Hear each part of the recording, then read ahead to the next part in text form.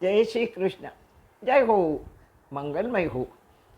થોડું આજે વચ્ચે વાત કરશું. ગયા અઠવાડિયે GGF નામના ગ્રુપમાં ડિબેટ હતી. બહુ જ મોટું ગ્રુપ છે. એમાં બે ગ્રુપ પાડવામાં આવ્યા હતા. એક ગ્રુપને વિષય આપ્યો હતો કે બોલે તેના બોર વેચાય. બીજા ગ્રુપને વિષય આપ્યો હતો કે ન બોલ્યામાં નવગુણ. બંને બાજુ બરાબર હતા. આવું આપણે બંને વિષયની છણાવટ કરીએ. પહેલું તો બોલે તેના બોર વેચાય. પહેલો વિષય બોલે તેના બોર વેચાય. આ એક ગ્રુપને આપેલો વિષય બરાબર છે. પણ બોર વેચનારે બોરની ક્વોલિટીનો પણ વિચાર કરવો જોઈએ ને, કે મારા બોર ખાટા ન હોવા જોઈએ, તુરા ન હોવા જોઈએ, કાચા ન હોવા જોઈએ, સ્વાદ રહિત ન હોવા જોઈએ, તેમજ બહુ જ પાકેલા કે એમાં જીવાત પડી હોય એવા પણ ન હોવા જોઈએ. તેથી બૂમો પાડીને વેચેલા બોર કદાચ લોકો લેવા પણ આવે પણ પાછા પણ આપી દે. આવું બધું જોઈને ચાખીને બોર સ્વાદિષ્ટ, પૌષ્ટિક અને મીઠા જ હોવા જોઈએ. હવે બોરને આપણા બોલેલા શબ્દો સાથે જોડી શકીએ, નહીં તો લોકો બોર લેવાને બદલે બોર થઈ જશે, કંટાળી જશે. તેથી બોલતા પહેલાં બોરની ક્વોલિટી તપાસવાની જરૂર છે. હું મારી વાત કરું. છેલ્લા 68 વર્ષોથી હું બોર વેચી રહી છું. સતત વેચાતા જ જાય છે. દિવસે દિવસે ગ્રાહકો વધતા જ જાય છે. મારા બોર પૂરા વિશ્વમાં, દેશ પરદેશ વિદેશ બધે જ વેચાય છે અને કેટલાય વર્ષોથી વેચાય છે. મારા બોરના ગ્રાહકો વધતા જ જાય છે. સમજી ગયા ને? હા, આ સૂત્ર બરાબર મને ફિટ બેસે છે. હા, માં ગીતા તેથી કહે છે, યે તુ ધર્મ્યામૃતમિદમ યથોક્તમ પર્યુપાસતે શ્રદ્ધાના મત્પર્વા ભક્તાસ્તે તીવ મે પ્રિયા. મારા બોર મારા ધર્મના વૃક્ષ ઉપરથી અમૃત તુલ્ય મીઠા શબ્દ આ મારા બોરા છે. ગીતા કહે છે, તું એને વેચીશ તો તારા ગ્રાહકો વધતા જ જશે.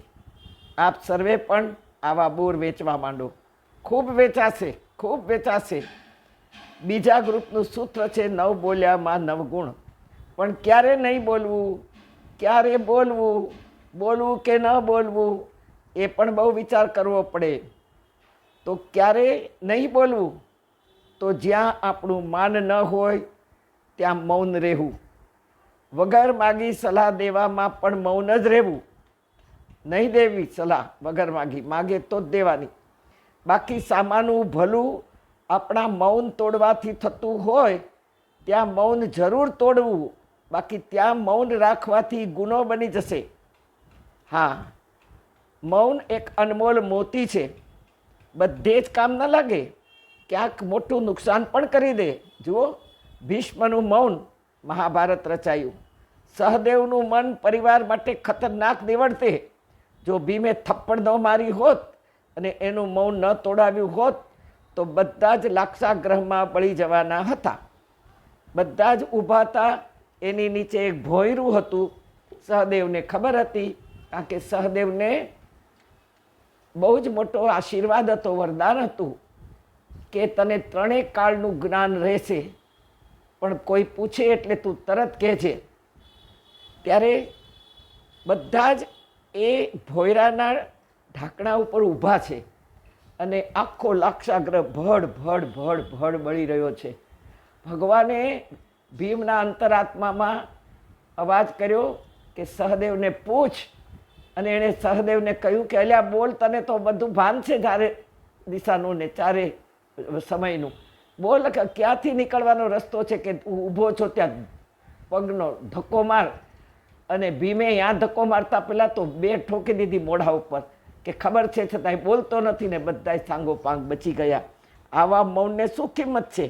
સમાજમાં પણ આવું મૌન ખતરનાક નીવડે. કોઈ કાર્યકર ખોટું કરતો હોય તો એને રોકવો ને ટોકવો જોઈએ. તેથી સમાજ બગડતો બચી જાય. બધે જ મૌન કામનું નથી. બાકી તો વધુ બોલ કરવું, એકની એક વાત ઘડી કરવી અને એમાંય જમતી વખતે ઘણાને ટેવ છે, મને ખબર છે ઘણી વ્યક્તિને, લગભગ બધી જ વ્યક્તિને, હું તો હવે ઘણી નહીં કહું, બધી જ કહીશ, રોગની જ વાત કરે. ફલાણાને કેન્સર થયું છે, ફલાણાને ડાયેરિયા થઈ ગયો છે, ફલાણાને કિડની ફેલ થઈ ગઈ. જ્યારે જમતી વખતે જ આવું બોલવાનું નેગેટિવ, ત્યાં મૌન રાખવાનું. આપણા વડીલો ગાંડા હતા, આપણને જમતી વખતે મૌન રખાવતા, બોલવાનું નહીં. અને બોલો નહીં તો રામ બોલીને જમો, કૃષ્ણ બોલીને જમો. પ્રાર્થના મોટેથી કરવાનું કહેતા કે તમારો શબ્દ તમારા કાનમાં પડવો જોઈએ. ત્યાં મૌન જરૂરી નથી.